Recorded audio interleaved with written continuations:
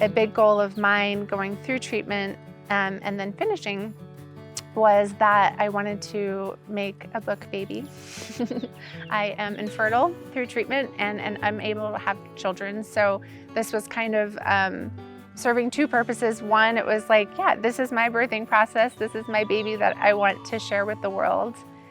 And two, I asked myself, like, I'm so fortunate to be cancer-free physically, and for me, I really realized that, true freedom from cancer is a state of mind. It's something that you can find.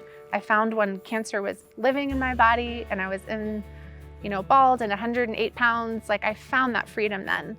But I also found the freedom, obviously physically, as well. And I'm really lucky. And not all people, some other body will go through the same treatment plan and it's not, don't have the same outcome. So I feel really fortunate. And I use that information like, okay, at any moment, cancer could come back or it could be terminal, and I just don't know. I'm not in charge of that. It's not within my control.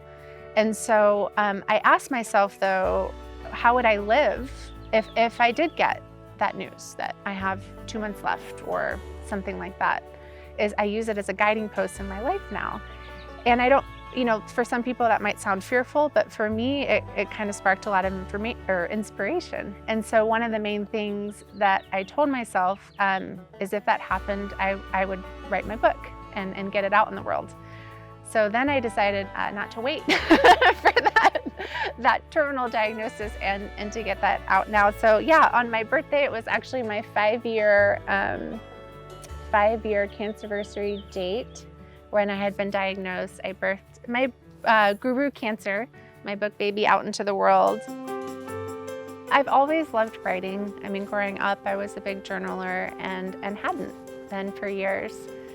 And for me, when you're in those moments of just like, I feel lost in this dark, dark hole, nobody understands me, and you don't know what to do. And there's also for me like those frantic moments, like I'm not gonna meditate, I'm not gonna do yoga, no way. My mind's not open to any of that stuff. That's when grabbing the pen and paper for me were so helpful, is I would just stream of conscious write.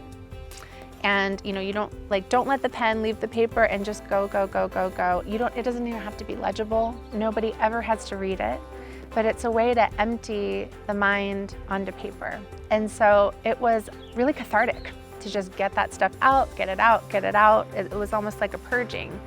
And then sometimes you find some gems in there of stuff you write and you're like, oh, I didn't realize that I was thinking and believing that. Wow, like that's completely not reality at all. Or there were gems where, I realized, wow, I'm really craving connection with other people. I feel lonely, and just being able to acknowledge and see that, like, you can't heal something, shift things unless you're aware of it. So writing was a way to kind of highlight and see those things.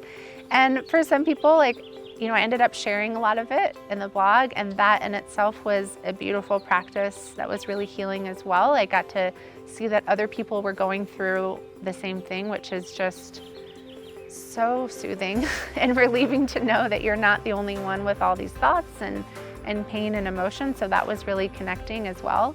But it's not necessary to share or publish any of it. For some people, actually just burning it afterwards could feel really great. It's like, got it out, set that shit on fire and, and go on.